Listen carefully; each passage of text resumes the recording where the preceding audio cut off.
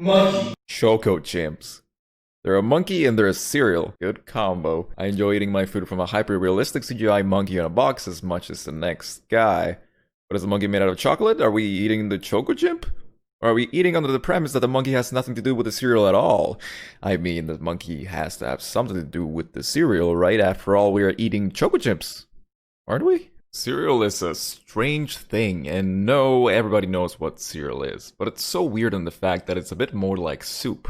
We use milk to cook a lot of things, we use milk to make cheese, yogurt, eggnog, we even just drink milk on its own, but cereal? Suddenly it's appropriate to have your sugary cornflakes drowned in a pool of raw cow body juices and shove it in your mouth like, oh, it's no big deal, it's just cereal. I've been eating cereal since I was a child. What is wrong with me? Cereal actually has some pretty interesting origins. They're essentially just what you'd expect from popcorn. They heat grains like rice to super high temperatures until the insides explode and the moisture from within turns the once hard and brittle shell into the fluffy exterior that popcorn is so well known for. No, don't start pouring milk on your popcorn, although that does make you wonder, what would that taste like? God, clearly it wasn't enough that we had to delve into forbidden territory by drinking the poor baby cow's food, but we also had to go even further beyond and start eating such a thing as popcorn cereal. What a weird world we live in. Things like Uber, which is a little more popular now, could be compared to cereal in a way. Before it might have been dismissed as silly or weird, something like that, but now it's such a fundamental way to eat. At any time in the day, you could really eat cereal and that wouldn't be an issue at all. Cereal is so easy to eat. It seems that the easier something is to do, the more popular it is. And rightfully so. As humans, we are so lazy, we would rather go eat at Dairy Queen than prepare ourselves an actual meal at home. And I don't know about you, but I was surprised to learn that people go to Dairy Queen for something other than their ice cream. It's so weird.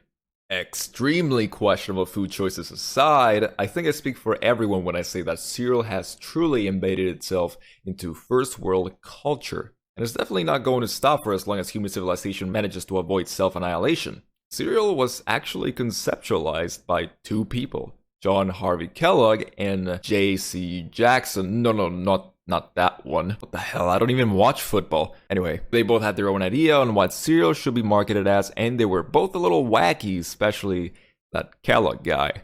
I'm not going to explain in too much detail, but let's just say you wouldn't want him as your family doctor. Well, thanks to his efforts, the eventual creation of Choco Chimps came to be, so he couldn't have been that bad. Cereals back in the day always had the cartoon commercials with tricks and the Nesquik rabbit, and weirdly enough, seeing some of these commercials bring nostalgia. Who's driving this locomotive? Oh, me. Those guys look weird. Who cares? We have a train full of tricks. Actually, I can safely say that Nesquik Duo was my favorite cereal of all time.